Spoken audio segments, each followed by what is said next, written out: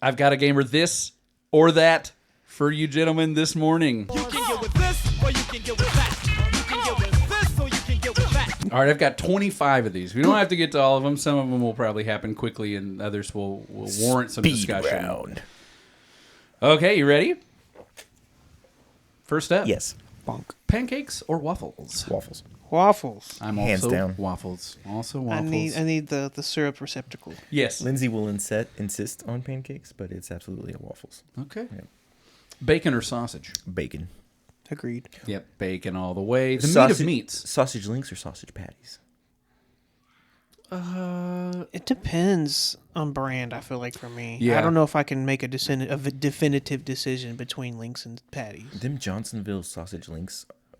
Yeah. See, So when I good. buy them at the store, I feel like I buy links more often. But if I'm going out to breakfast, I'll like patties. I like the patties. So if I'm just buying like regular ass breakfast sausage, then nothing specific like Owens, Yeah. I want patty. I don't want link from Yeah. like Owen. Yeah. What link do you want? Johnsonville maybe. I don't know. Yeah. That's what's up, Yeah. The man. Johnsonville. Bacon. It's if there was a meat Jesus, he'd be made of bacon. The meat Messiah, purely made of bacon. I agree. Okay. PlayStation or Xbox? PlayStation. I'm also PlayStation. Nintendo. Tony? I currently own an Xbox, but only because it was free. Definitely a PlayStation person. All right. Can't say no to free. It's hard to be like, nah. Oh yeah. I'm a loyalist. Based on principle. Yeah. All right. Batman or Spider-Man? Spider-Man. The man that built DC versus the man that built Marvel. I'm Spider-Man all the way. Give me the wall. Give me the web slinging wall It depends crawler. on which Batman and which Spider-Man. Like, We're talking all included because there's so many I iterations. mean, if it's are. all included, I might lean like 60-40 Batman. Oh wow! But I have liked some Spider-Mans more than some Batmans in the past. And Like Spider-Man has always been cool, but and I think a lot of it has to do with the music. Okay, The music for Batman has always been so epic. it really has. yes. Danny Elfman has gotten in there to do the original Keaton series. The animated series that we grew up with Oh, had incredible yes. music. Yes, the orchestral Yes. score. I heard a collegiate band do that in the Nice. in the crowd one time, and you know how it starts with that just big, the big crescendo, and I instantly knew. I was like, "Oh my god, they're doing Batman!" And it was so good. Even the Tim Burton ones and Prince all over it. Oh yeah, you know? Seal was in one of them as well. Apparently that song wasn't even like in the movie. It was in the credits. Yes. Yep, I remember. There's the scene specifically I remember because they're playing scenes throughout the movie, but the one where the Batmobile's crawling up the wall, I remember. Seal was really good as a Seal in that Mountain Dew commercial. Yeah, he Yeah, he was. was. He was loving it. Can't believe that guy cheated on Heidi Klum though. Like 0 cool points for that one. Yeah. What were you thinking? But definitely Bananas. Batman. Batman. Okay. Nickelodeon or Cartoon Network? Cartoon Network. Nickelodeon. Cartoon Network. We go with Nickelodeon. programs not in the Epstein files. Yes, kablam! Cartoon Network animated programming. Yeah. I mean, Nickelodeon animated programming. yeah. This one was really hard for me. I watched so much of both of them growing up, but I think I lean towards Nickelodeon more. I watched so much more Nickelodeon. All right, this next one, Amanda, please. y'all could bear with us, listeners, as we get a little misogynistic here. Boobs or butts? Boobs. Butts. Butts. It's like butts and hips. Like the whole. Hips is nice. You know what I mean? Like I need I that got you. ratio. the entire haunch Yeah. section. The haunch. That's what we will refer. The fulcrum there. You know. Oh goodness. Okay, beach vacation or mountain vacation, which implies snow. So beach or snow vacation. Which are you doing? Beach. I'm not hiking. You're going to turn into a lobster. You don't have to hike in the mountains. You could just be there. Okay. I'm surprised you said I beach. would turn into a lobster. with your propensity to burn. I want more clothes, not less Umbrellas. clothes. I'll go to the mountains. I'm not walking around with my shirt off. F that. Mountains for me. It was tough because I love the beach. I don't particularly care to swim in the ocean a bunch, but I do love some snow. The older I get, whatever. What is the phobia of like swimming in deeper waters than you can see the bottom of or whatever? I don't know. I'm gonna find out for you though. Deep aquaphobia. Stick it to the moniosis. It's thalassophobia, an intense anxiety regarding deep, open, or dark water, often stemming from fears of drowning, the unknown, or past trauma. Like I don't know. I didn't used to be like that. You know, I grew up with my grandpa owned a lake house. I spent a lot of time in that lake. But as I've gotten older, I cannot stand being in bodies of water that I can't see through. the bottom of. Like if it's not a pool that I can look, like it's very unnerving. So much of my swimming just consists of standing waist deep with a beer in my hand, and I'm just kind of walking around. I'm wading in the water. Children. There's truth to that whole thing where it's like after you swim in the ocean, it's like your hair may feel nasty, but like your skin feels amazing. Oh, yeah. Snakes or sparklers? Like the fireworks? Whistling bung holes. Husker do's, Husker don'ts. Snakes or sparklers, Will? Sparklers. Sparklers all the way. It's the consumer. Oh, goodness. Chicken fried steak or chicken fried chicken? Oh, chicken fried steak. Chicken fried steak for me. Not to say that chicken fried chicken is not good. Yeah. But chicken fried steak is like the goat. It's just redundant. Chicken fried chicken, yeah. Just fried chicken. Little bit of chicken fried. Content matched on a Friday night. This one should be easy. Fort Worth or Dallas? Oh, not as easy as I thought. Fort Wizzy for me all day. Dallas. I think I'm a Dallas man. Wow. Christopher, yes, Christopher, I saw you go in Dallas. Tony, I wasn't quite sure. Dallas indeed. I've lived You in mean Dallas. I haven't lived in Fort Worth. Okay. IHOP or Waffle House? Waffle House. Waffle House. Yeah. Absolutely. I mean, keep your Rudy Tooty fresh and fruity. I will gladly get my ass kicked for your waffle, sir. Can I get a waffle? Can I please get a waffle? Mad TV or SNL? SNL. Yeah. I'm also SNL. However, I will say I watched a ton of Mad TV when I was younger. There was times when Mad TV was better than SNL, but SNL as a whole is definitely better. Was Jay Farrow on both? I thought he was on SNL. I for thought sure. there's one crossover that I had just saw recently, and they were talking about it, and I thought it was Jay Farrow, but it might not have been. He seems a little young to have been on Mad TV, right? Yeah, maybe. It might not have been him. Was it Keenan? Was Keenan ever on Mad TV? Because he's been doing SNL for like 60 years. He pretty much went straight from Nickelodeon. I to remember SNL. Keegan-Michael Key was on there, right? Yeah, yeah, he was. But he was never on SNL. Mac or PC? Mac. PC. Mac for me. I just want something that's not like I don't. Mac pisses me off. Like why? Why does can't it just work? But no, it's just like why can't we have similar operating systems? Why do you have to be so different about everything? They're a lot more similar these days. They have gotten more similar. For me, Mac is just because I do a lot of audio things and photograph and digital design, so it's a little. I can do them on a PC. I do them now for work. I operate on a PC. It's just a little more seamless for me when I'm doing it on a Mac. It's cleaner. Yeah. Plus, since I have an iPhone, it's like for work specifically, if I film something on my phone and I need to get it onto the Mac, I can just AirDrop it. But with my PC, I've got to upload it into SharePoint or a Google Drive. So it's it's not getting like lossy compression, moving it from like Teams or just a regular email. And Mac doesn't have Copilot getting shoved up your ass. God, Copilot is driving me crazy on my PC. Okay, Friends or Seinfeld? Seinfeld. Ooh. Seinfeld. I'm Friends. I'm going Friends. And you can thank my sisters for that because they were both huge into Friends. And so I watched it while it was originally airing, all of it, every bit of it. And I love Seinfeld. I've seen all of Seinfeld too.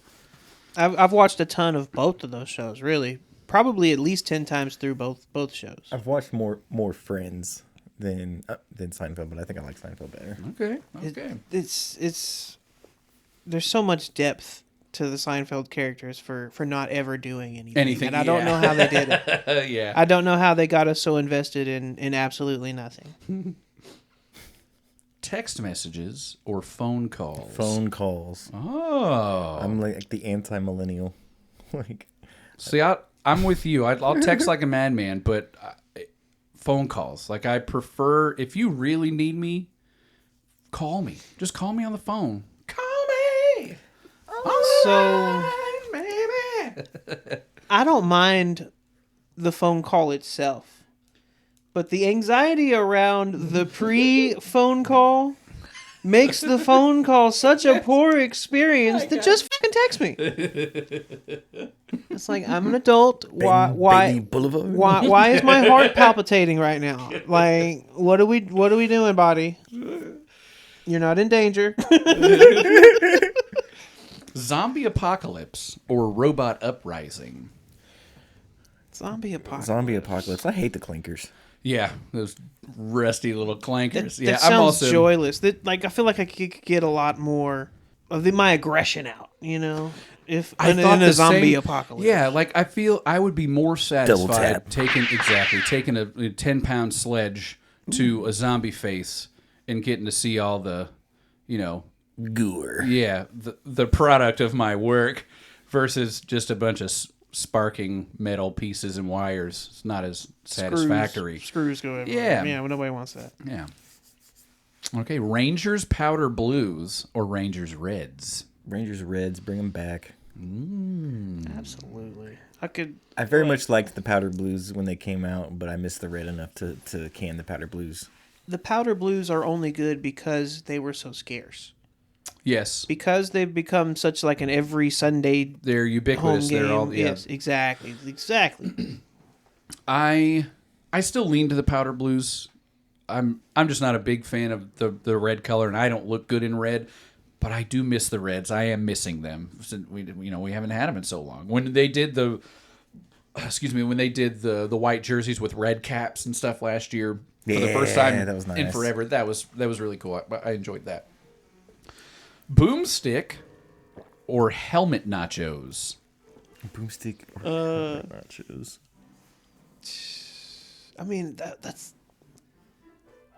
I feel like I'd rather do helmet nachos, but just because you get a quarter away through that boomstick and you're like, get it away from me. Yeah. How big is the helmet? Not the ice cream helmet, the big helmet nachos, the ones Like a batting helmet?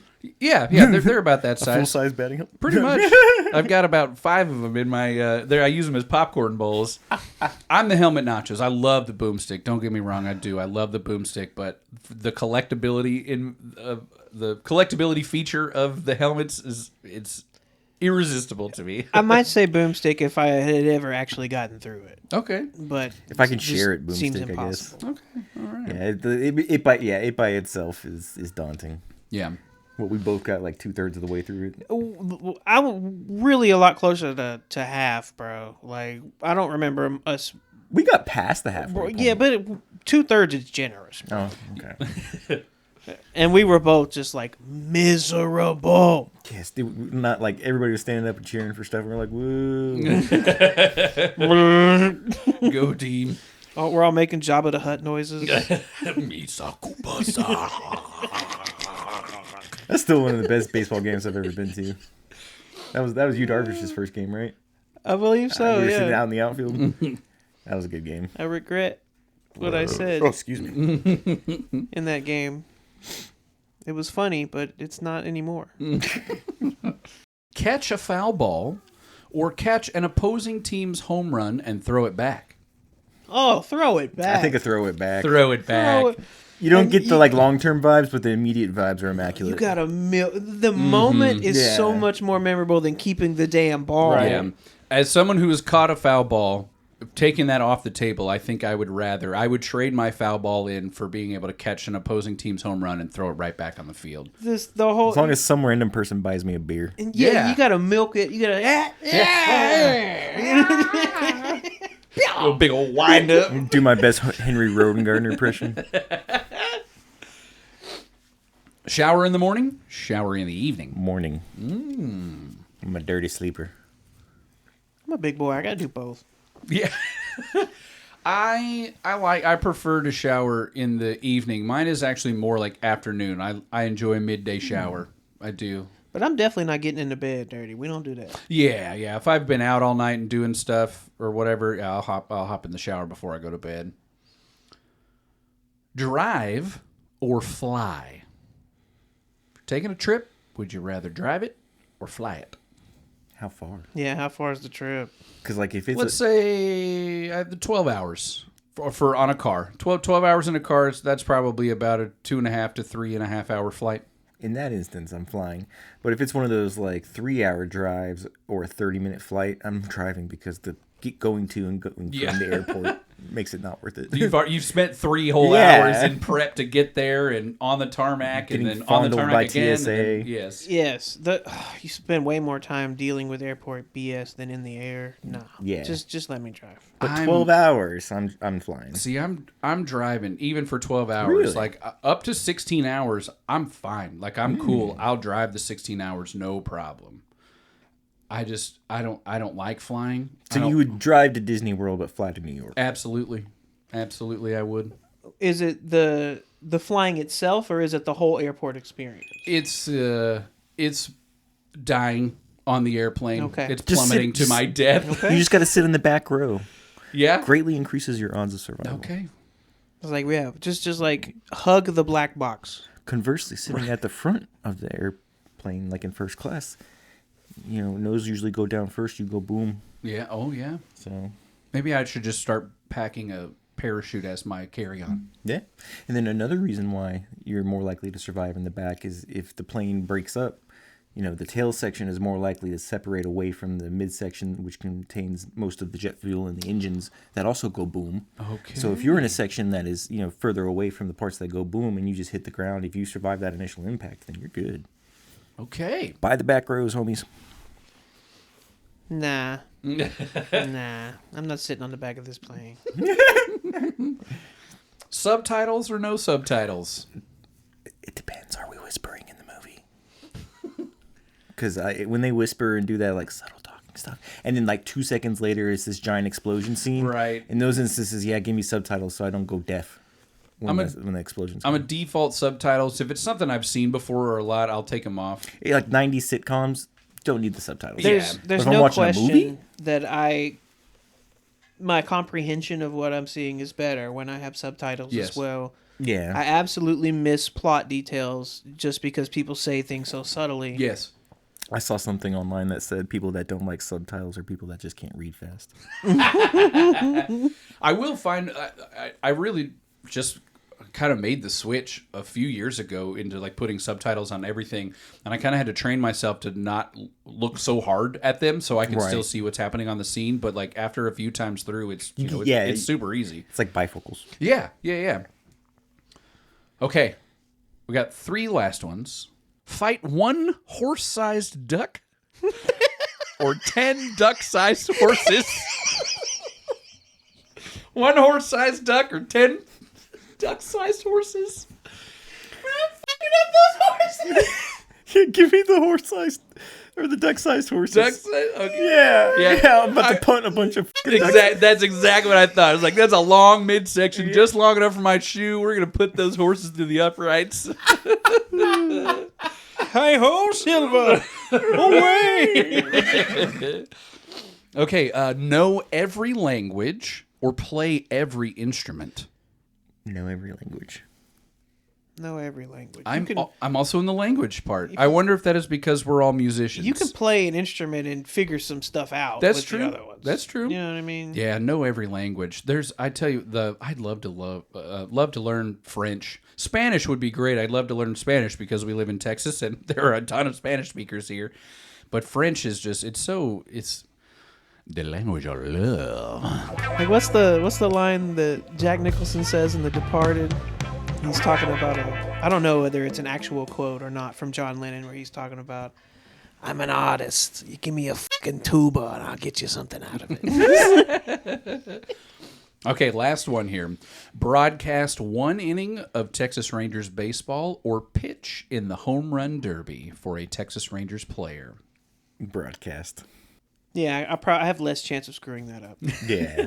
I also broadcast, yeah. I would love the chance. There needs to be some type of sweepstakes that they do every year.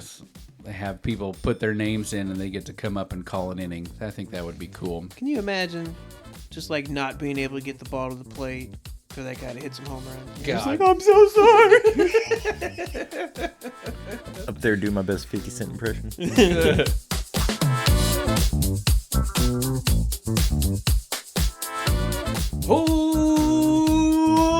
Welcome to the Ranger Zone.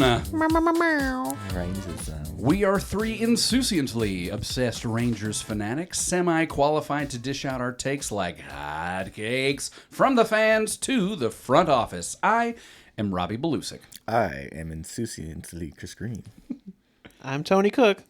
We have, you guessed it, a fantastic episode for you guys. It's going to be great. We are getting into the predictions for this year. Just how good will the Rangers be? And the rest of the American League and some of the National League. We've got World Series predictions. We've got best and worst team predictions. We're going to get into all of it. But before we do that, how about a little bit of news?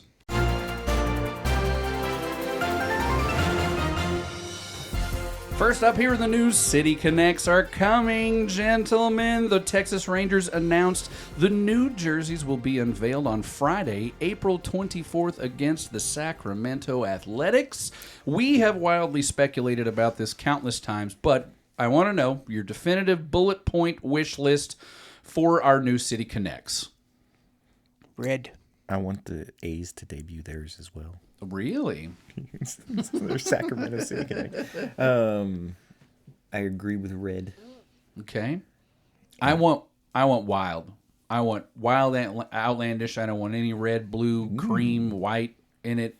I want something nuts. I want a yellow jersey or a purple jersey or neon green. I want us to really break the mold of what some of these City Connects have been before and get into that echelon of what other teams are doing. If they're going to do something weird and different, they better do it better than they did for the All-Star game. I agree. Yeah, God. I agree. Those were rough. Let's combine Miami Vice and the Wild West.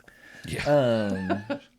I hope that in some way, form, or fashion, that the Peagle's on there, even if it's one of those silly, like in the headband of the hat. Same. You know? Yeah, please keep it going. Keep this mythical beast going. She deserves all of our praise. Praise be, Peagle. Next up here in the news, a bit of sad news, and I hate sad news, but this person deserves recognition. Wendy Lowe, mother of Nathaniel Lowe and Josh Lowe, passed away early March after many years of formidably battling brain cancer. This one was sad indeed. Terrible. Our T's and P's go out to the entire Lowe family. It is a terrible tragedy to lose a mother. As someone who has lost a father young in life, I know both of these guys aren't super young, but regardless, the pain still sucks no matter how old you are. Love you, Lowe's. No, you do not need to adjust your television set. Yes, Andrew McCutchen is in Surprise, Arizona on a minor league deal with the Texas Rangers. Is he older than his first base coach? Yes, he Absolutely is. He absolutely is.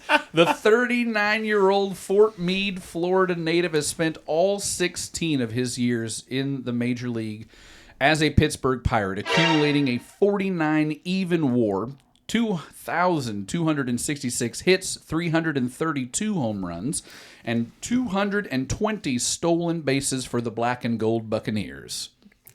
He's spent time at other teams. Yeah. You shut your stupid mouth, Christopher. San No, he hasn't. San Francisco and Philly. Shut up. And Milwaukee. No. Hold on. He was Uncle Larry in Philadelphia. Get out of here. What's his name? No kidding. Hold on.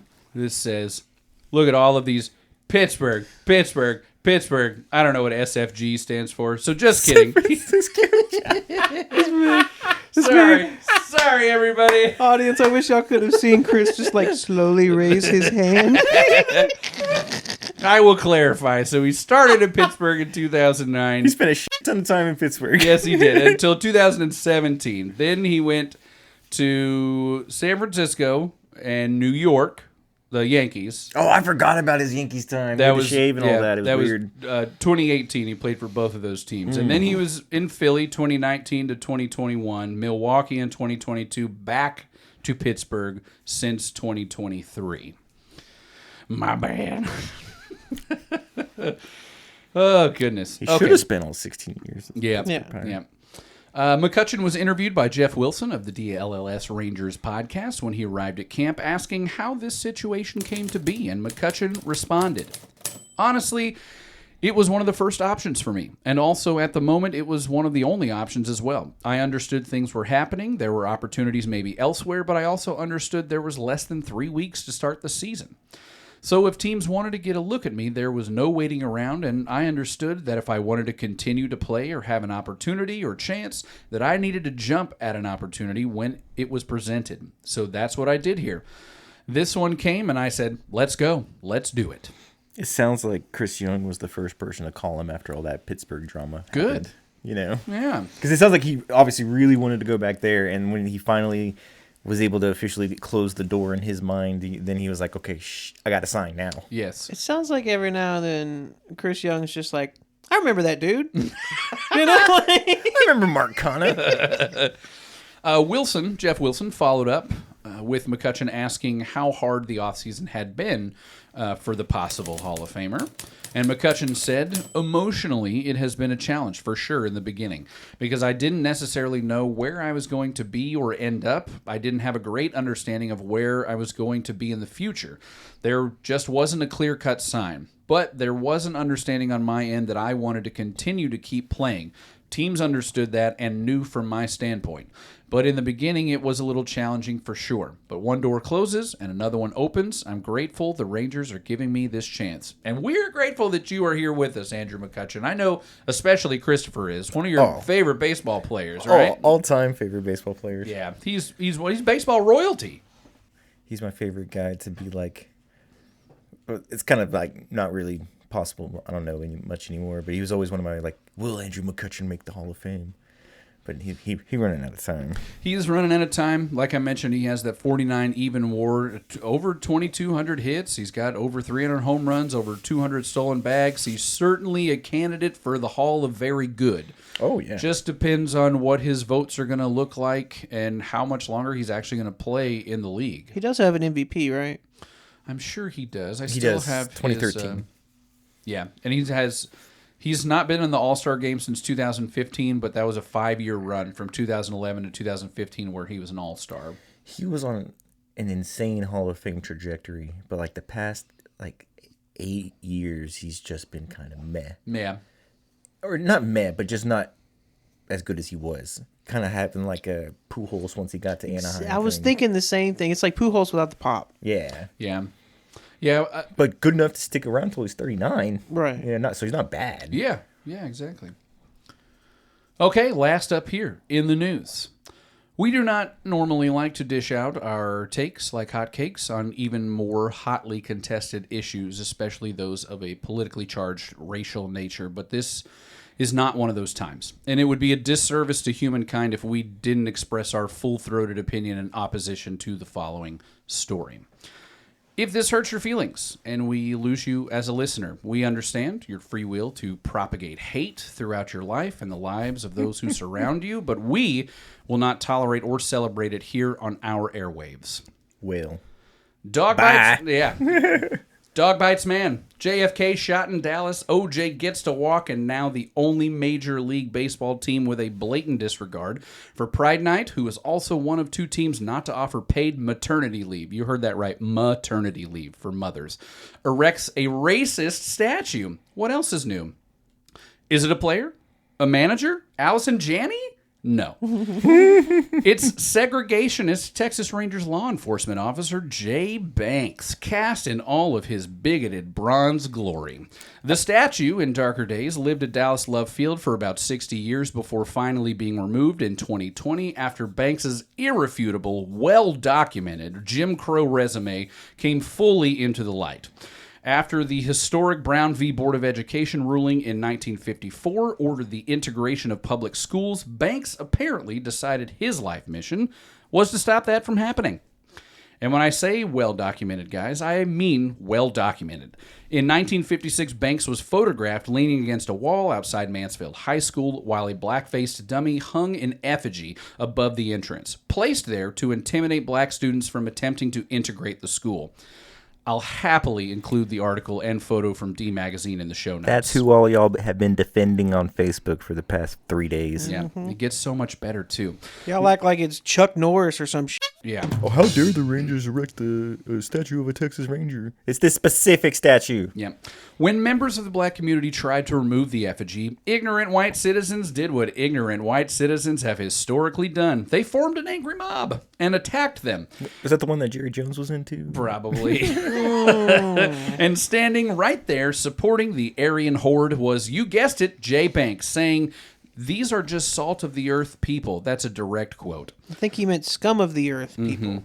If you're wondering whether this was just a one-off or wrong place, wrong time He's situation... just following orders. Yeah, it wasn't. Banks was also dispatched to Texarkana Junior College, where he once again sat on his lily white ass while white mobs intimidated and brutally beat black and Latino citizens trying to enter a public institution. The decision to resurrect this statue is... I'll let you guys choose the adjective. Tone deaf, Yes. reckless, Yes. embarrassing, Yes. regressive, Of course. shameful, Absolutely. disgusting, Oh, yeah. all of the above. I'm not sure exactly where the blame begins, but it's hard not to start at the top with owner Ray Davis, who in the years since the World Series wins has seemed determined to carve out the fourth face of Mount Who Sucks More, right beside the other derelict DFW sports satans Jerry Jones, Tom Hicks, and Nico Harrison. And also, I won't even mention that if you look at the statue in profile, it looks like he's sporting a Totally massive does. boner. What I can only assume is a raging racist hard-on. But hey, I'm not mentioning it. Baffling, gentlemen. A baffling decision by the Texas Rangers organization. And to keep punching the dead horse square in the face, it is inside the ballpark in the left field plaza. In the doors. I hate steps backwards, and this is a major one. This was prominently displayed at Dallas Love Field, and the woke mob in 2020 decided it was a good idea to take it down, because, any number of X reasons you just listed above, and it was put into storage by the city of Dallas since then, kind of as they figured out what to do with it. And apparently Ray Davis was like, I know what to do with it. Yeah. And put it in my shiny new $2 billion tax-funded ballpark. My barbecue grill needs some bronze. Yeah.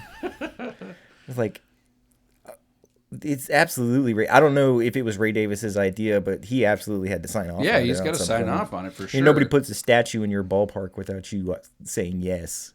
So I want to know whose idea it was, because as bad as this sounds, I love the man to death. I always wonder with these things, where the fuck is Chuck Morgan? Right. I know he's he only has so much power, but he is like a vice president of the club. Yeah.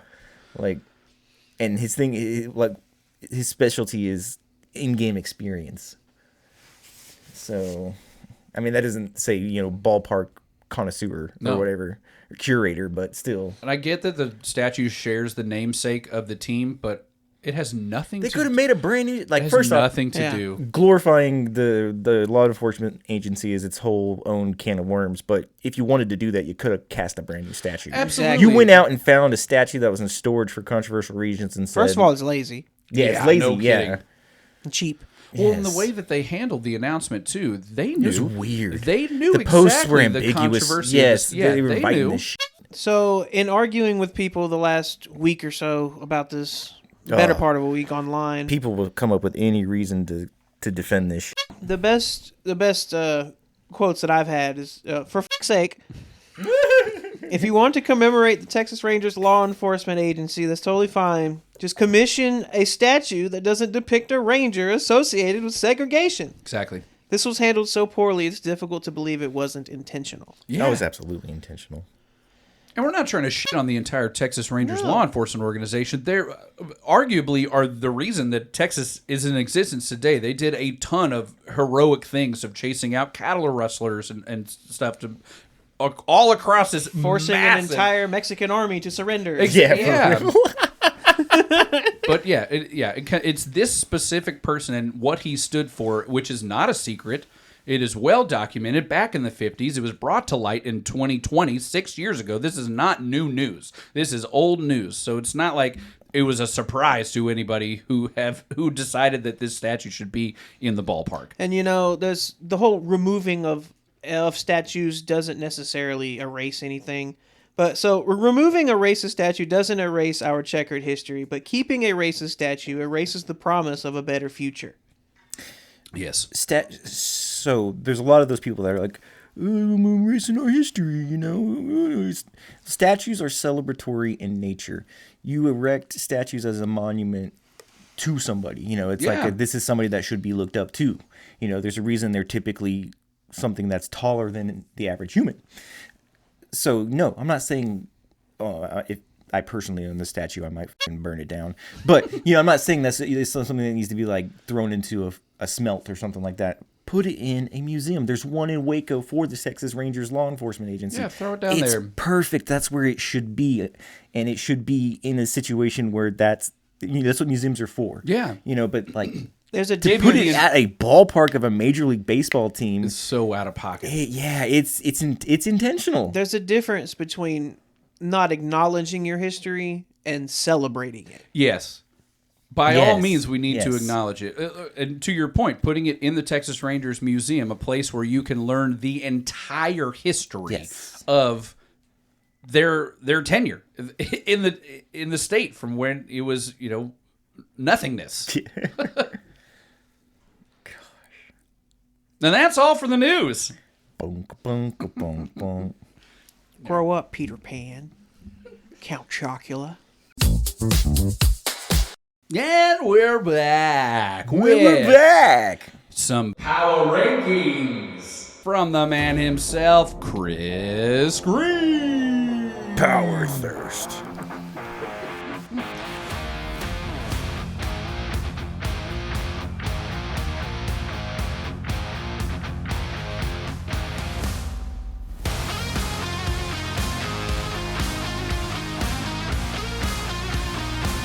Take it away, Chris. You'll be running as fast as Kenyon. Energy legs. Power rankings. They're doing this like tournament thing right now. Yeah. And instead of being like all the American cities against each other, it's like all of the countries of the world against each other. Get out. And it's called the FIFA World Cup. No. The World Baseball Classic is back. It's happening, guys. Right now. It was a big hit last time. Yes, it was. Had like about the most dramatic ending you could possibly hope for. Like so dramatic that it, the script accusations were coming out in full force.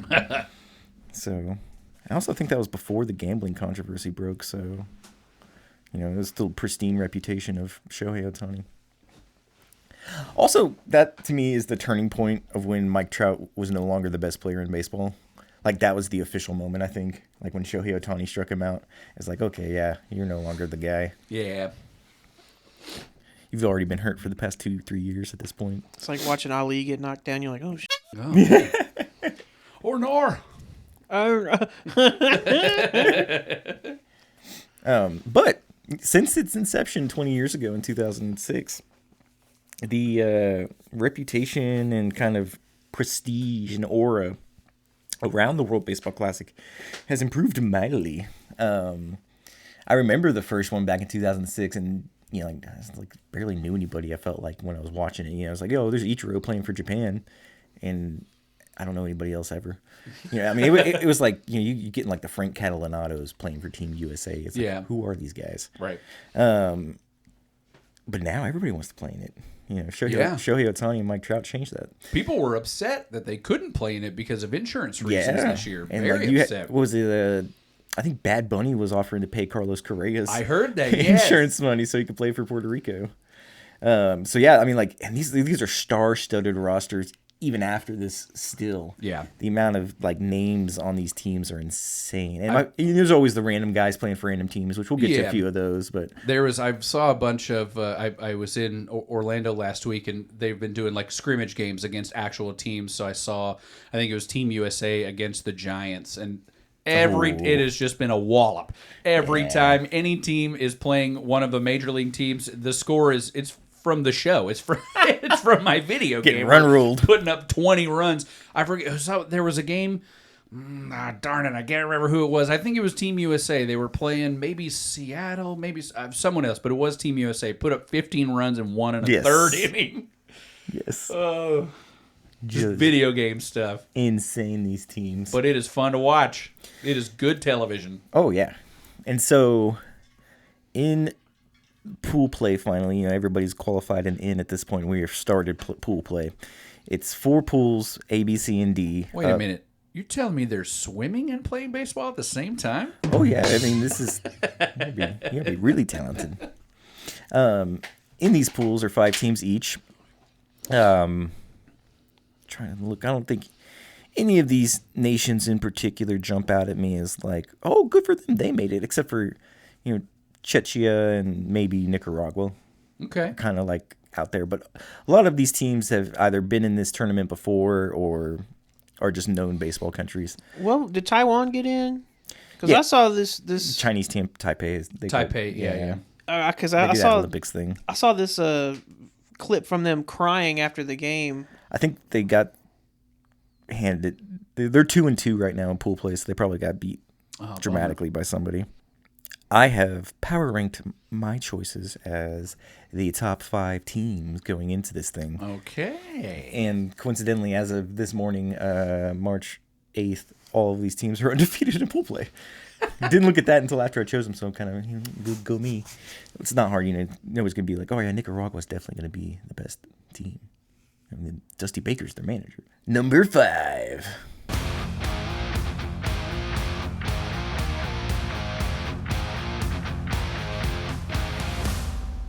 Puerto Rico. My heart's You devotion. smelly island. Every time I see that word, I cannot help but sing West Side Story. All right, Tell us about Puerto Rico.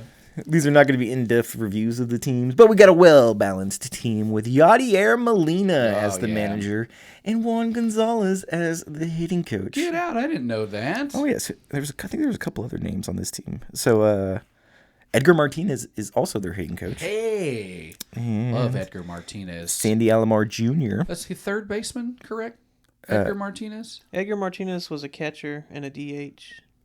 Just those two. I know he's in the Hall of Fame as a DH. Yeah, I'm thinking. I or must be the first thinking of somebody predominant else. DH. I think he was a catcher early on in his career. I think you're right. But yeah, when he was kicking ass to Seattle, he was definitely a DH. He is who I'm thinking of for Seattle. They got Sandy Alomar Jr. as their first base coach. He played third base early on in his career. Okay, So and then switched to later in his career switched to DH and first base. Notable faces on the Puerto Rican team. The former Houston Astros catching combination of Martin Maldonado and Christian Vasquez are teaming up again. But you also have future Hall of Famer Nolan Arenado, Luis Vasquez, Helio Ramos. Love Elliot Ramos. Seth Lugo, and Eddie Rosario. So those are all really solid major league players. And this is only good for 5th in my power rankings. Okay. Who we got for number 4? Number 4.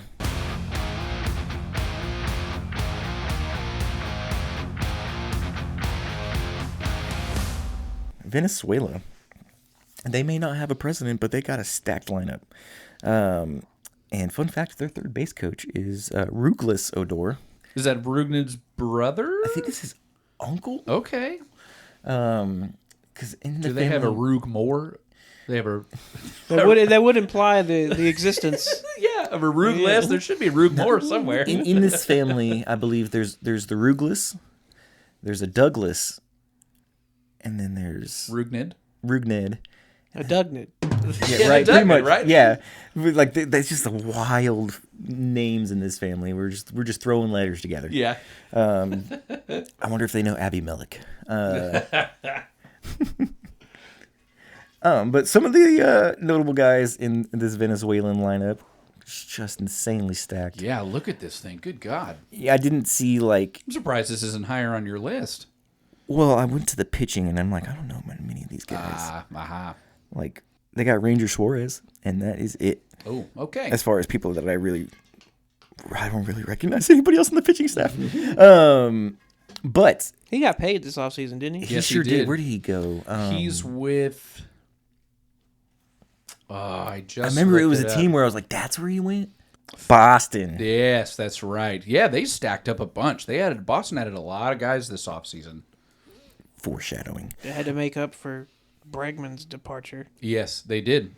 They know how to fumble stars, man. Let me tell you. Mm-hmm. I hope bad things on them for the way that whole deal has gone down with Devers. yes, with Yeah, they Devers. traded their generational star for a year of Alex Bregman. Yeah.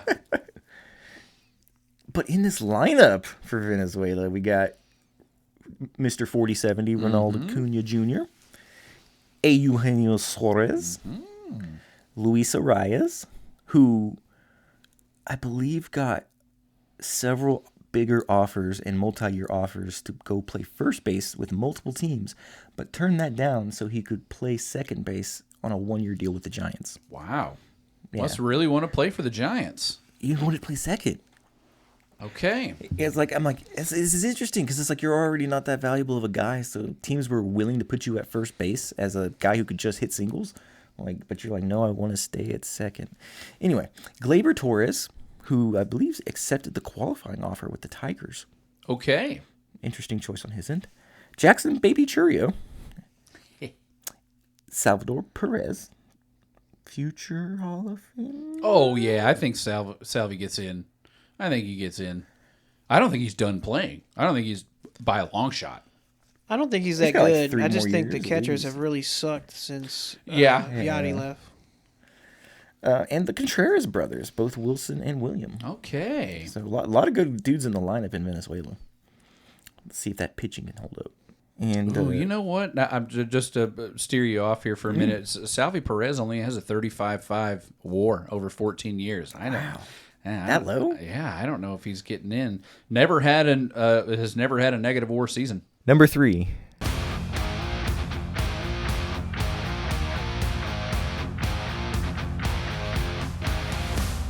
The Dominican Republic. All from a right. Big Dominican lunch with Big Papi.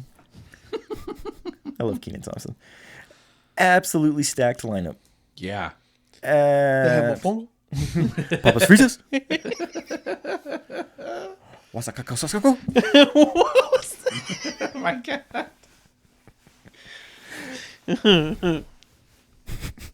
Ricardo Funko. The Yankees lose. This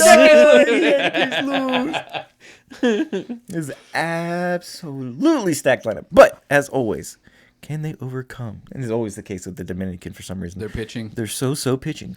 This year the most You've got good guys on here, these- though. You know, Sandy Alcantara, Christopher Sanchez, and Luis Severino, solid dudes manning this rotation Yeah. now. So there's a chance. Notable players, you've got those pitching guys I mentioned above, but also Vladimir Guerrero Jr., $500 million man. Manny Machado, $350 million man. Fernando Tatis Jr., Got a lot of power. steroid man. O'Neal Cruz, Another power.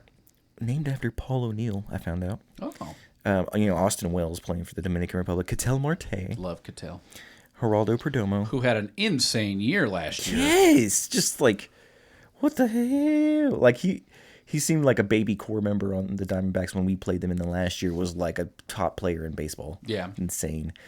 But yeah, Austin Wells catching for the Dominican Republic. I think his mom, very white. his mom is Dominican, is what everybody was saying. Got that big handlebar mustache that Yes. he rocks. Oh, dude is definitely a cop.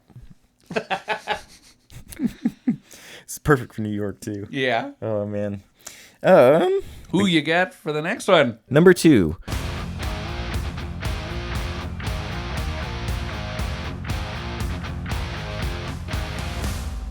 USA. Wow. Us? USA.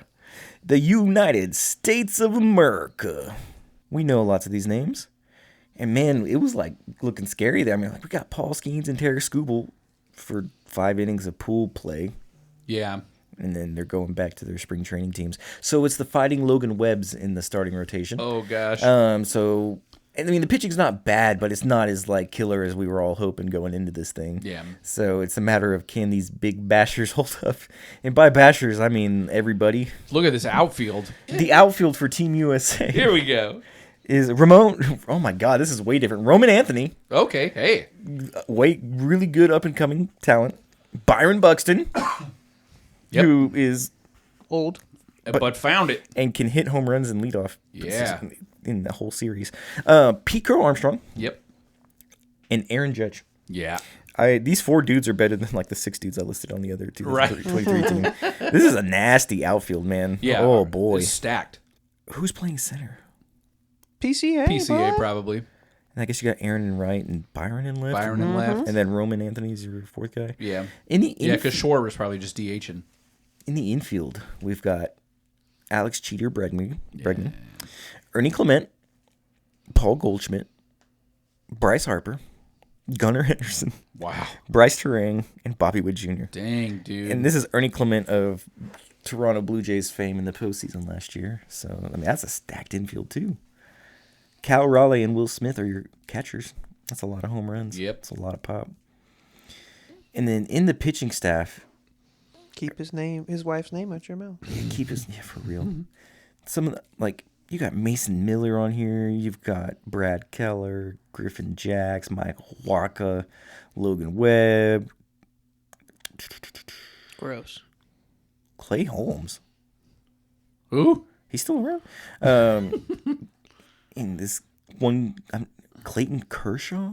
I saw Paul. Is it Paul? What's his name? DeRosa. Mark Pat. DeRosa. Oh. He came out and said he's like, we should kind of use Clayton Kershaw break class in case of emergency. Yeah, no kidding. I saw him doing some like fun BP against Pat McAfee for charity.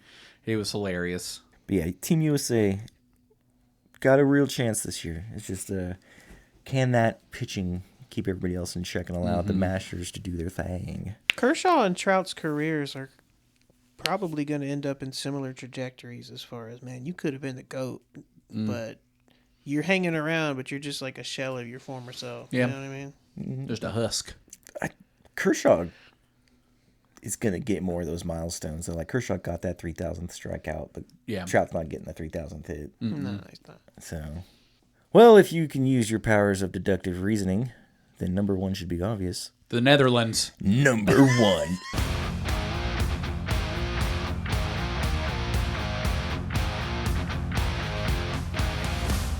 Jeremy Profar.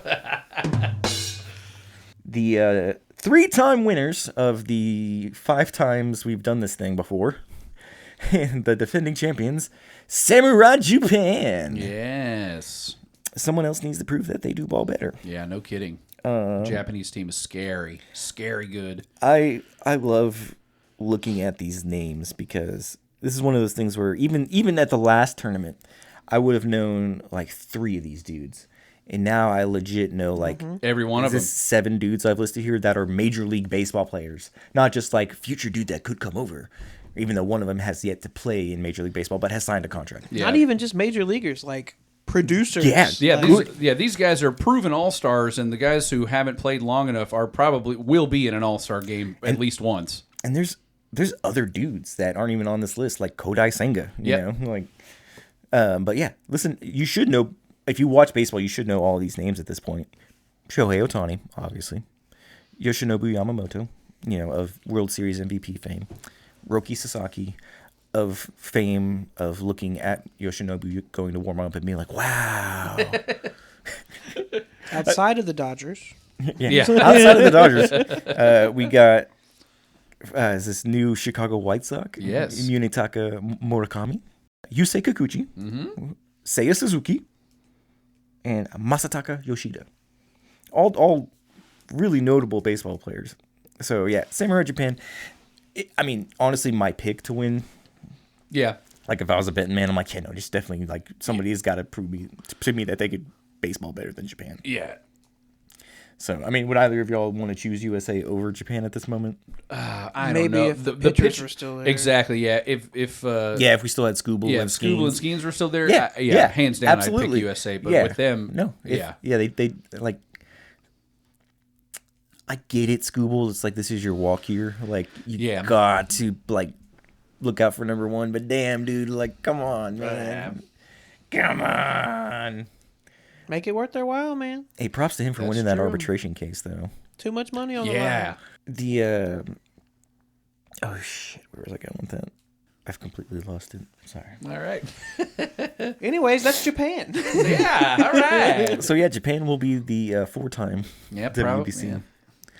But, yeah, I don't see any... The sad part is, at this point, I don't see any, like, surprise teams coming out of anywhere and shocking us. It could still happen. Oh, yeah. But it's really looking like it's most likely going to be one of these 5 teams. Solid power rankings, my guy. Power. Grab your fork and your knife and a big old napkin because it's meat and potatoes time. We're getting into predictions for this year, the year of our Lord 2026. We're going to tell you what we think. The last year of Major League Baseball. Yeah.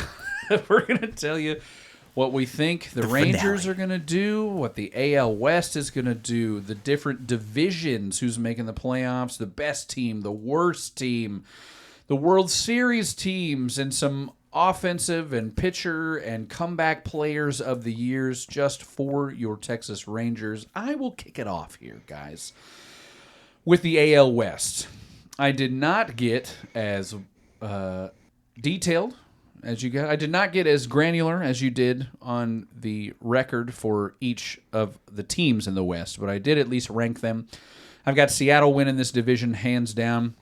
I think if I Seems like a fair bet. Yeah, I think if I'd put a win total on them, they're going to win 95 games, I think, easily. I've got Texas in second place at 88 and 74. I have got the Angels weirdly coming out of this funk that they've been in because they've added a lot of coaching and stuff, and I think that they might make a jump. I don't know if it will be a 500 season, but I think they're going to finish in third place, and I think Houston will be in fourth, and Sacramento down at the bottom. My reaction to your prediction is the only way they finish in third is if Grayson Rodriguez wins the Cy Young. Okay. We'll see if either of those come true. Because Grayson Rodriguez could win the Cy Young if he can just figure it out. He's got that level stuff. So. Yeah. Tony, I'll pass it over to you. How do you see the AL West shaking out? It seems pretty similar here at the top. Seattle at 99 and 63 takes the division. Hey. Texas is going to finish second and claim a wild card spot at 90 and 72. There you go. 90 wins. I'll take that. Sacramento finishes third, just under 500 at 80 and 82. Okay. That's it's like a 10-game, 8-game improvement from last year. They were about 10 games under 500 last year. Houston in fourth place, 77 and 86. Love seeing that. Really, really hoping that, we can slam the door on them. Just keep them down there for a while. Yep. And the Cellar Dwellers, the Angels at 68 and 94. Okay. Almost 100 losses. Christopher? We got to soundbite that one. I believe you were next, my friend. So, so I got the Seattle Mariners finishing 96 and 66 as the number 1 overall seed in the American League. I've got the Rangers in second at 86 and 76, squeaking in with that 6th spot, the third wild card. Okay. I've got the Disastros finishing 83 and 79. They're still too good to not be in this thing, I think, but I don't. It's one. They're in a similar position we are, where I think everything's got to go right, You know, they're not like a team where Seattle feels like a team where it's just like, don't implode and you're going to win almost 100 games. Like, that's what the Astros have been in the past, but they are not that anymore. But they do still have, you know, arguably one of the best pitchers in baseball with Hunter Brown. So, but yeah, 83 and 79 for those goals. Sacramento, I've got them going 78 and 84. So maybe a slight improvement, I think, over what they did last year, but still, they just don't have the pitching in that bandbox of a ballpark they're playing in right now. But they're going to be fun to watch offensively. This is going to be a team that has a lot of like 11 to 13 games. And then I've got the irrelevant Angels down at 72 and 90. I hope the paycheck was worth it, Mike Maddox. Bastard. Kurt Suzuki is one of those managers that definitely was hired to get fired. I mean, he could totally prove me wrong, but that's the vibes I got. I'll take you guys over to just the American League division, and I've noticed you guys have also put your wild card teams on there, so I will mention those as well. In the AL East, I've got Toronto winning that thing. I have Boston as the wild card in the East. In the Central, I have Cleveland winning this division. Who is it that Pacoda projections that came out, I think, last month. I'll put it in the show notes. Have Boston like way down in the East. I think, really, yeah, have them at yeah. last 82 and 80. I do not think the Boston Red Sox are going to be that bad. I have them as a wild card team. And then last up in the American League West, like we mentioned, I've got Seattle winning this division, and I think Texas will get the wild card. So, Tony, how about you? Where's your American League standings at? In the East, I got Toronto continuing to be dominant, taking that division. The Central, Detroit, the pitching's just too much. Yeah. In the West, of course, Seattle. Got Texas as a wild card. I've got Cleveland as a wild card. And I do have Boston as a wild card. That very easily could be New York, though. Yeah, I could see that being New York. Chris, how about you? Where's your American League standings? I got the whole AL beast in there just about. Yep. But in the East, I actually chose Boston to win. Really? Over Toronto? Yeah, it's definitely not going to be the Blue Jays. No, yeah, I high on Boston. I like the Ranger Suarez signing. I like Garrett Crochet. I really like the young talent. They got a lot of young dudes, so they just got to not mess it up. Can the vibes stay good in Boston? In the Central, I chose the Motor City Kitties. The bringing back Verlander to go along with Skubal and Framber Valdez. It seems like they're like this is the like end of the window, literally. Like it's about to slam shut after this year, so they're just gonna go for it hardcore. Yeah. So I'm all aboard on the Tiger train. And if I just want to say, if they're even remotely out of it come the trade deadline, you have to trade Skubal. Yeah. You have to trade Skubal. And in the West, I've got Seattle winning because, yeah. I got them being the number one overall seed. Oh, wow. Yeah, they're going to win the most games in the I think league. that's they have for Pacoda, they've got them as the second best, highest winning percentage and playoff percentage and World Series percentage next to the Dodgers. My wild card teams are New York and Toronto. And then Texas is the sixth wild card team. Just hoping and praying. Yeah. Definitely not super confident about that. I do feel like this team is better than last year's team. I do as well.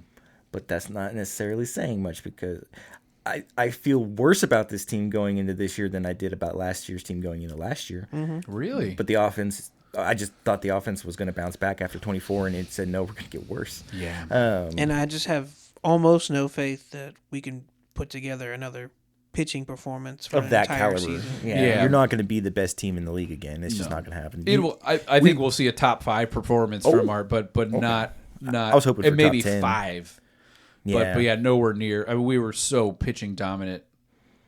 And knock on wood, one of the trio of Gore, Evaldi, and DeGrom is going to get hurt. Just hope it's not any of them. If it could be one of those guys, I hope it's none of them. I choose me. Take my UCL. Well, we'll take it over to the National League now, and we'll get through all of their divisions. I'll kick it off with the NL East. My UCL would snap in the first bullpen. I've got Atlanta winning the National League East, and I've got Philly as the wild card team there. You've got Atlanta winning? I do have Atlanta winning Even that. after all this jerks at Pro Farm. I know. I've got Atlanta. Bounce back kids, huh? I do have Atlanta. That is. Pacoda has Atlanta finishing second in that division Really? with the Mets on top, both at 89 wins or 88, 89 wins. They're like 1 and 2. Atlanta at 88 wins. And then they've got Pacoda has Philadelphia in third. And I like Philadelphia for the wild card team. I think they do a little bounce back. They've been looking on the outside of the playoffs for a long time after spending a ton of time in the playoffs, and I think they are coming back. They're going to start swinging back into postseason dominance for that club. In the NL Central, I've got Milwaukee winning this thing. This was really tough because I've got Chicago as the wild card. I can easily see that the Cubs, that is, flip-flop, and I can see the Cubs. And those teams hate each other, too. I can see the Cubs running away with the Central easily. Because of, I mean, you look at last year before the All-Star break.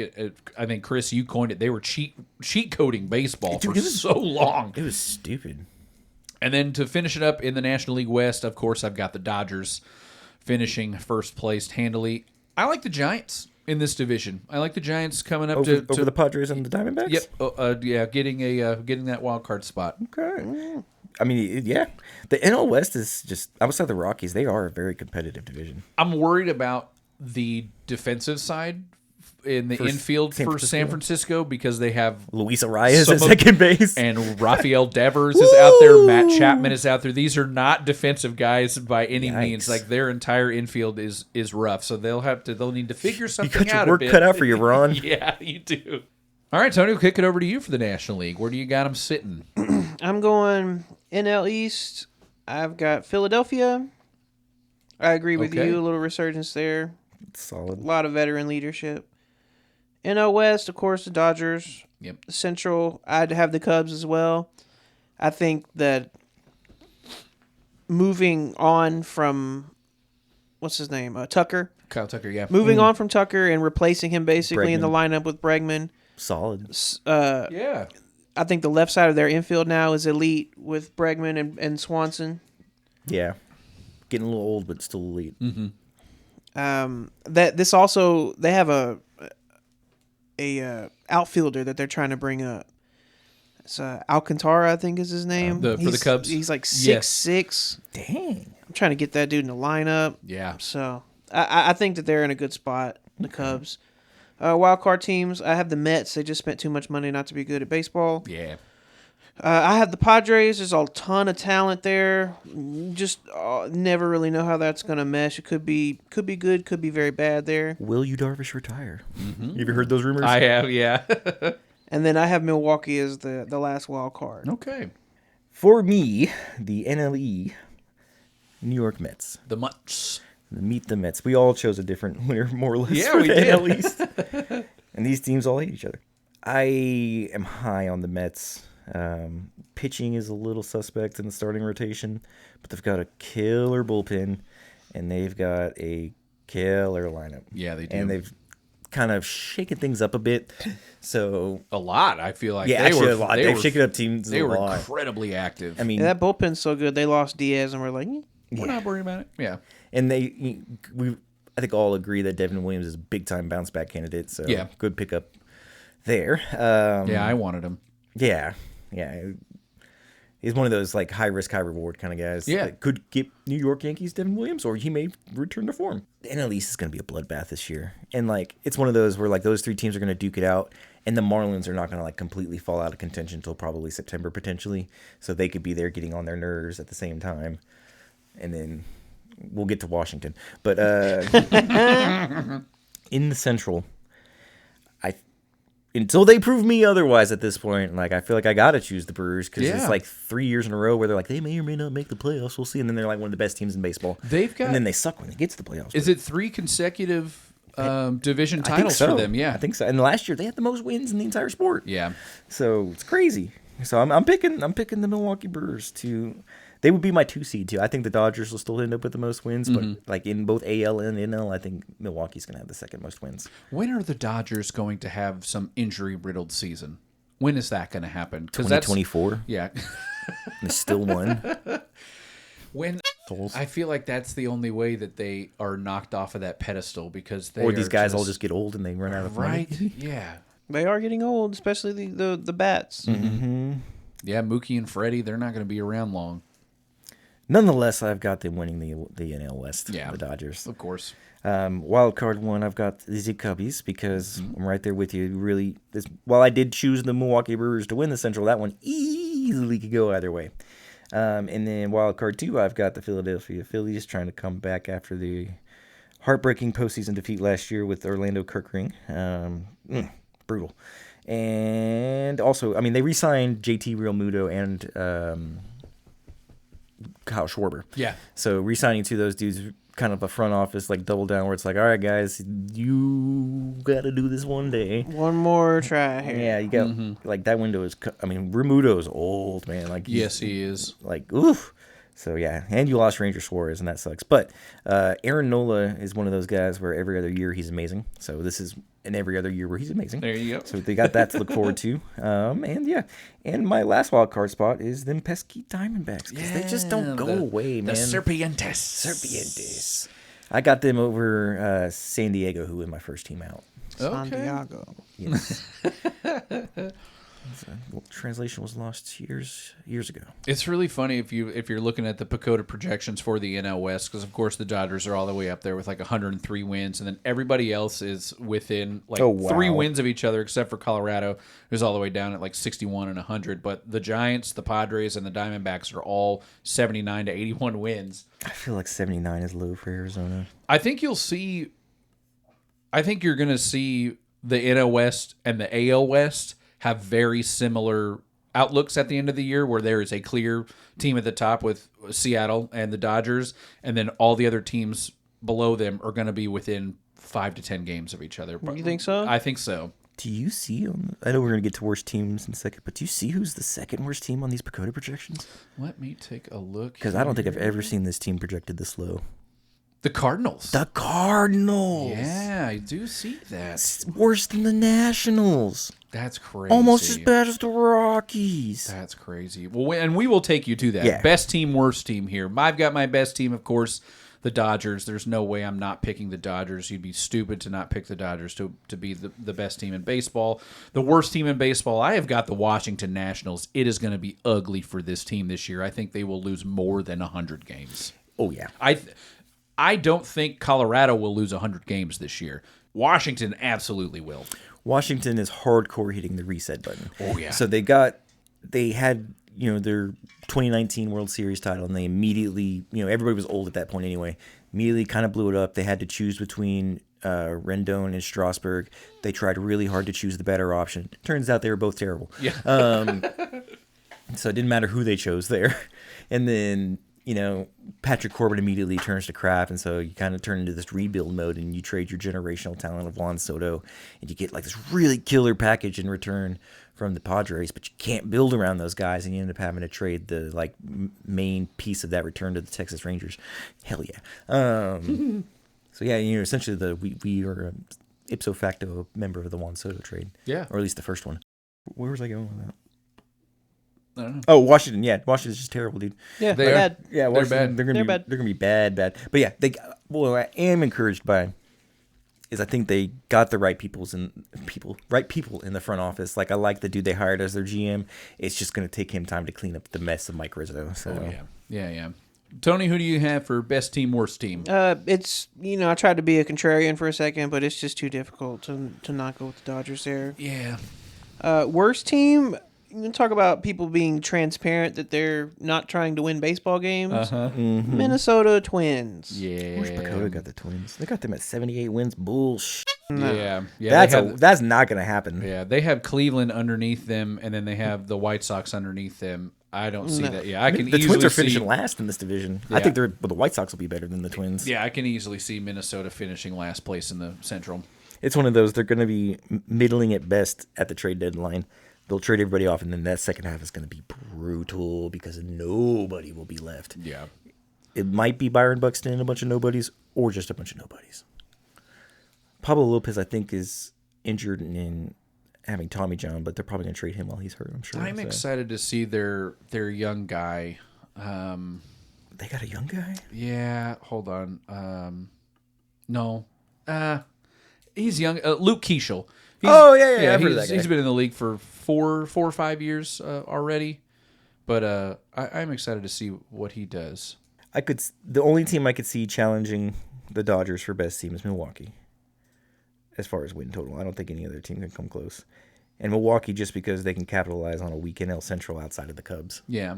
So. I'm sorry. I like Luke Keeschel, who he's been in the minor league system for about 5 years. Last year was his debut season where he played about 49 games. I don't know if that's enough to qualify as an actual rookie year or not, but he's right on the bubble. Yeah.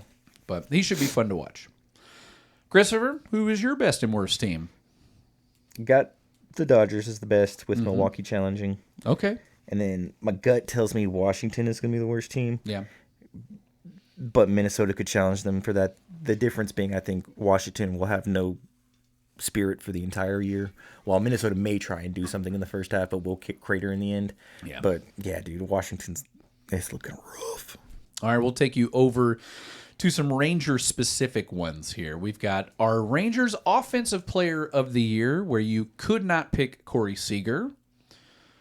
I have got Jacob Berger as the Offensive Player of the Year. He's looking good in the spring. I even think... Bro's mashing. Yeah, he is. I even think that if we were allowed to pick Seager, I think I would still pick Jake Berger. Because, Seager is not going to play 160 games. He's probably not going to play 140 games. So it'll probably closer to 120. Something like 30. Yeah.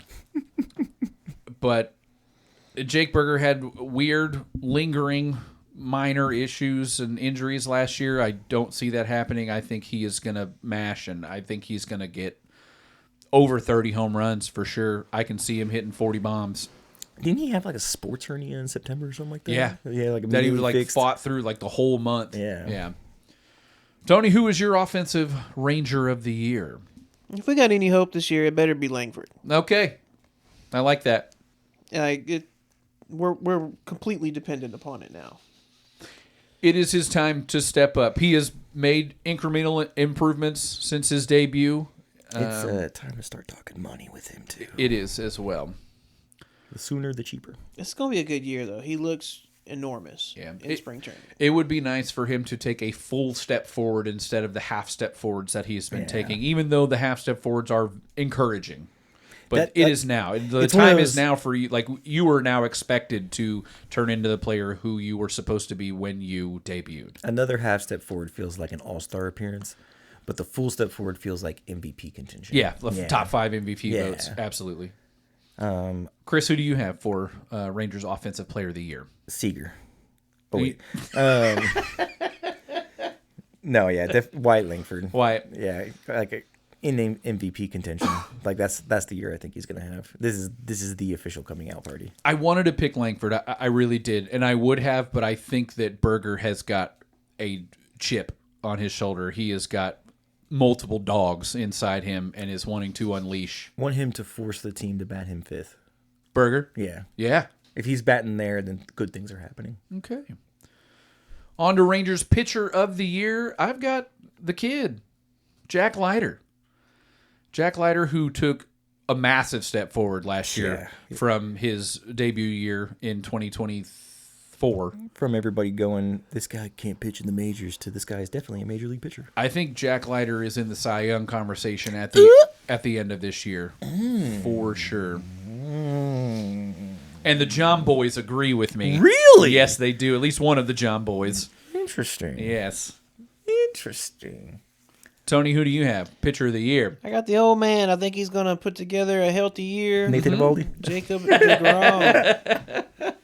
The DeGrominator. DeGrominator. I'd love to see what he's been doing in spring training, guys, but he has not pitched a single out. Do not need it. Nope. I thought he pitched one game. I was looking at the stats last night. I don't think he has been out there yet, which is something that they had talked about, that they were going to slow start him like they did last year, and he was totally fine about that. He didn't care. He might have pitched in one of those games against a Like the split squad game or something? no, the WBC games where they're playing like Brazil or something I like got that. you. Okay. So they may not count that for spring training stats.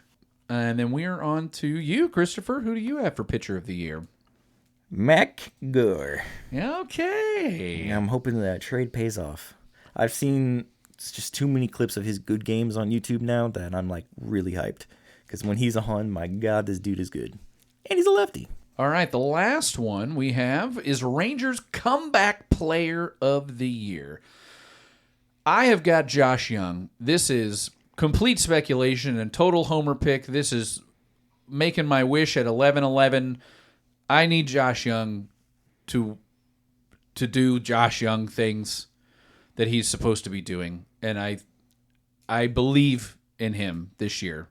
And I think he knows the writing is on the wall. He is probably thanking his lucky stars that he was not dealt in this offseason because he was one of the best trade candidates that we had, and he is going to be holding down third base for us. He got hurt in like the fourth game of 2024 and has not been the same since. Yeah, but it's for me, it's Josh Young. I really want him to be who we want him to be, and so that is my Rangers Comeback Player of the Year. He's a great choice. Yeah. Tony, over to you, sir. Good old Jake Berger. Also a great choice. Yes. Yep, I agree with you about his offensive resurgence. And I think it's going to lead to him being the most improved this year. Big old comeback here. Yes. He could hit 35 dingers. Ooh, that'd be great. Okay, Chris. Either it's Jock Peterson or we wasted $37 million. Okay. I agree with you. Yeah. We're going to need him to show some sign of life at all at the plate. We wasted at least half of it already. Yes, we did. God. Eesh. If you guys have But he's number 3 now. maybe that's it. Yeah, Kutch took 4. So, you know how sometimes quarterbacks are so bad? They're like, his quarterback rating is so low. If he had just thrown the ball into the ground, he Yes. would have been better. It's like, if we had just taken the bat out of Jock Peterson's hands, he might have been better. Right, if he just never swung. I'll do a quick aside here. If you guys I had finally poured into the stats of the spring training just to kind of see how a lot of these guys are doing. And of course, most of the guys who... Okay, before I was rudely interrupted by the dying batteries. Energizer, guys. Yeah. If you had not been looking at the Statistics. spring training, yes, thank you. Spring training statistics, like I said, where, it's a lot of guys you've never heard of playing most of the games. Sam Haggerty. Swaggerty. Sam Haggerty is having a day. Since day one. Yeah, Just came out dude. the gate saying, I'm making the team. Yep, he's got 18 at-bats so far. He's batting .444 Damn. with those 18 at-bats. Another guy who we had mentioned who's doing incredible in spring training with 20 at-bats, that's Jake Berger, .350 batting average. Nice. And Josh Young is doing well. He only has 6 at-bats. Okay. He's very limited, but he's produced. He's batting .333 in those 6 at-bats. 2 for 3 or 2 for 6? Those are the best guys who are going to start on this team or be a platoon guy on this team who are doing good in spring training. Everyone else is doing kind of rough or average. Some guys are allowed to do rough. Like Corey Seager doesn't have to do shit in spring training. Exactly, yeah. On the pitching side of things, it looks very scary. How's Evan Carter doing? I will tell you how Evan Carter is doing. Because everybody's like talking about his physique looking good. Yeah, he looks enormous. Evan Carter, he's a stick. He's had 15 at bats. He's batting an even 200. I'm sure most of those have been against lefties. They're probably throwing his ass out there as much as possible. He's got a OPS of 867 though. Working a walk. Yeah, so he's working the walks. But yeah, like I said, the pitching side is a little concerning right now because even the big guys. Who you want, Jack Leiter and Mackenzie Gore and Nathan Eovaldi, they're getting smacked around a bit. I think all three of those guys are beyond the point of definitely DeGrom and Eovaldi can or do the whole, I'm just working on a pitch, guys. Yeah. That's what I feel like. And I feel like for pitchers too, that's why they report before everybody else. Right. They need more of a ramp Hell up. yeah, they do. And I think that they are probably using spring training more so for what you said. I've got a new pitch, or I've got a pitch that I didn't do as well last year, and I only want to focus on just getting that better before I start because I'm not worried about my others. I mean, if I remember correctly, I think not DeGrom, Evaldi kind of had a rough spring last year, and then like just immediately turned it on opening day. Yeah. Well, yeah, that is it for our predictions. Have we announced our opening day start yet? Yes.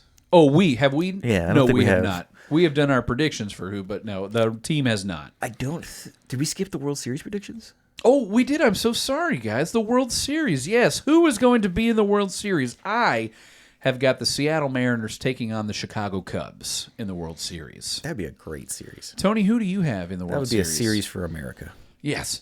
I have the Detroit Tigers against the LA Dodgers. Detroit makes the playoffs, Rematch. and that pitching rotation is going to be lethal. Okay. I think it's a rematch at least. Chris, who do you got? I've got not the Blue Jays. Okay. Definitely not the Blue Jays. No, I got Seattle as well because it just feels like the easy pick out of the American League versus the easy pick out of the National League. So it should be what last year's World Series should have been, but Blue Jays did Blue Jays shit. Yeah. But then they got Mickey Rojas, so They did. it's just like my all-time favorite, one of my all-time favorite home runs in postseason history. Do you have a winner for your pick? Who's Between actually winning Seattle this and the World Blue Series? Jays? Or I'm sorry, between Seattle and the Dodgers. Oh, a three-peat, man. Three-peat. Yeah, man. We're taking a Okay. three-peat into this lockout, baby. Yep, and then everybody's going to say never again. Yeah. And change all the rules. Yeah. I've got Seattle taking the World Series this year. I think they're going back, and That would they're- also be great and they're for a gonna win it. series finale for baseball. I could also see something happening where the Dodgers just annihilate everybody and have like 110, 112 wins. And then Peter out in the division series. Yeah, exactly. Yeah. Okay. Yeah. They've done it before. I think they did it specifically in... No, they didn't in 2021 because they did beat the Giants in the division series. Yeah. But then they lost to the Braves in the championship series because the Braves won the World Series. And now that is officially all of our predictions for 2026. Next year, we will tell you just how wrong we were. So, did we all pick the Rangers to get to the playoffs? We did. We were all wild card spots. How far are they going, boys? They're getting in. Yeah. They're going to get in. They're going to get in there and make a tackle. Yeah, but I cannot tell you if they're going to even win the wild card series, but they'll get there. Oh, they'll get there. I'll get that. I think I'm inclined to agree with you guys. We're going to be the Cincinnati Reds of last year. We're just going to get there, baby. Yep.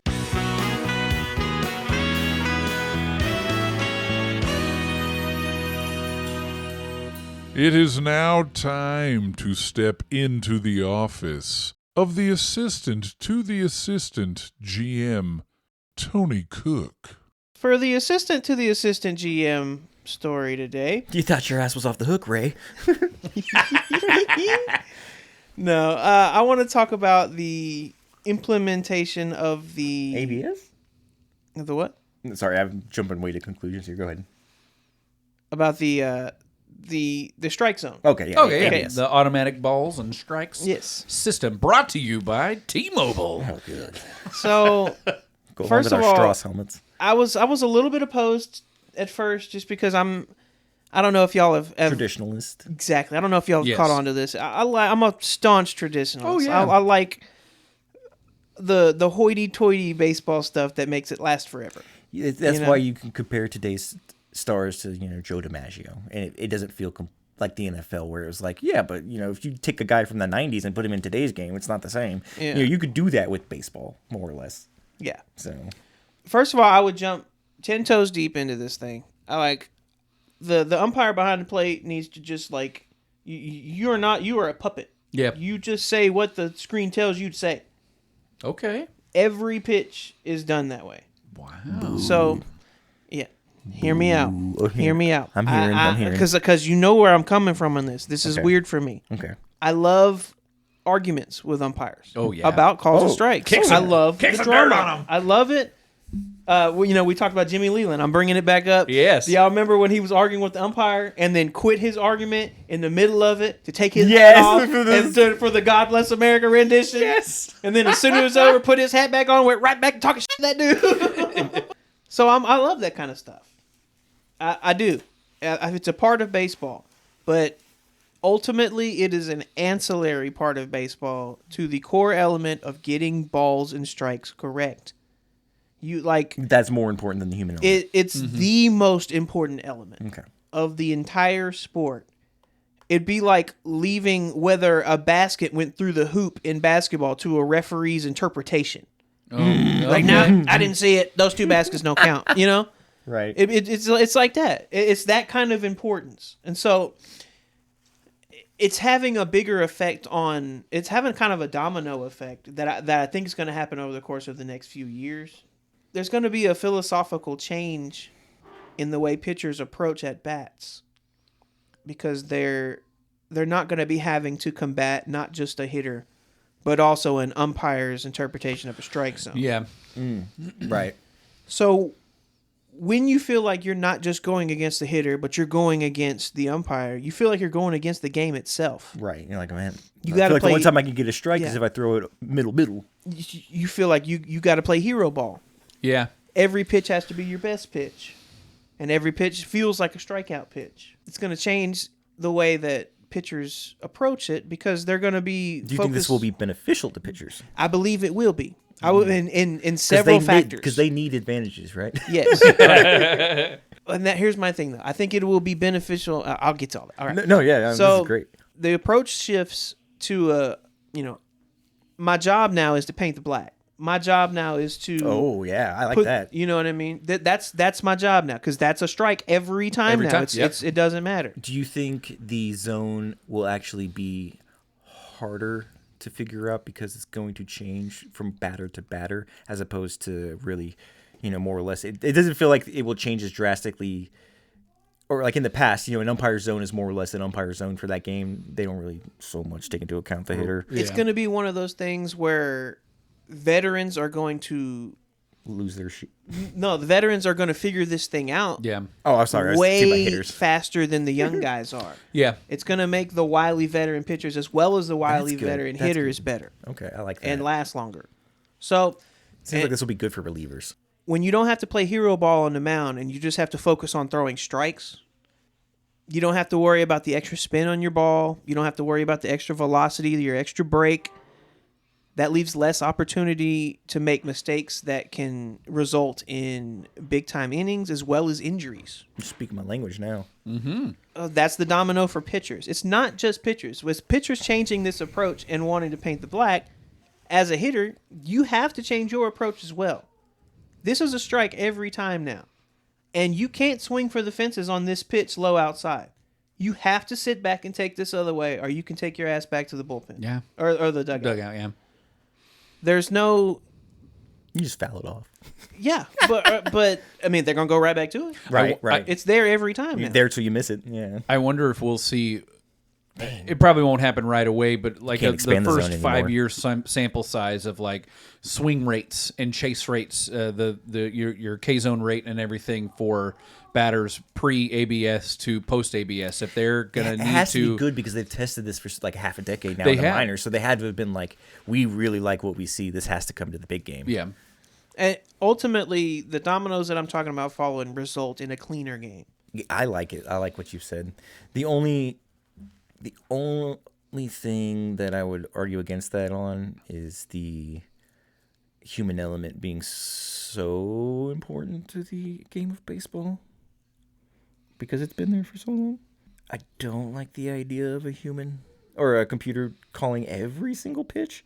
I like the idea of keeping baseball the way it has been, but giving you the opportunity to fix the egregious ones, which is what they've settled on.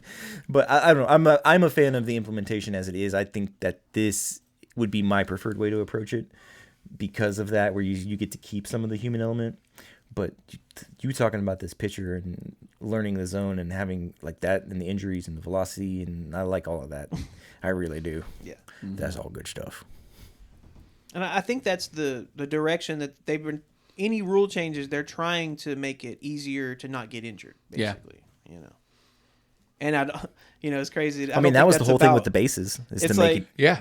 less finger injuries. It's not about keeping people healthy. It's about keeping people on the field. So don't let it seem like, oh, we're doing it to protect players. We're doing it to protect Or investors. investments, yeah. Uh-huh. You know, when you're paying, $500 million for a guy, you want to do everything you can to make sure he's there. Yep. Yeah. So back in the 70s, when a dude's $50,000, it's one thing. But Trash out there. Blowing cigarette smoke in his face. Yeah. I'm not crying. Thank you, dear listeners, for playing along on another episode of The Ranger Zone. The Ranger Zone. Los Rangers Zone. It always means a great deal that you take the time to spend some time with us. The cut on your hand you don't realize was there until you put on hand sanitizer. Right there in between your fingers in that little webbing. Hurts so good. As always, you can keep up with us trying to keep up with social media on Instagram, Twitter, and YouTube at Ranger Zone Pod. That is at Ranger Zone Pod. We're worth a follow for the nonsense alone, and of course, you can listen to us just about anywhere you get your podcasts. Thank you again. This has been the Ranger Zone, and I have been Robbie Belusic. I have been Chris Green. I have been Tony Cook. And that's the way the baseball go.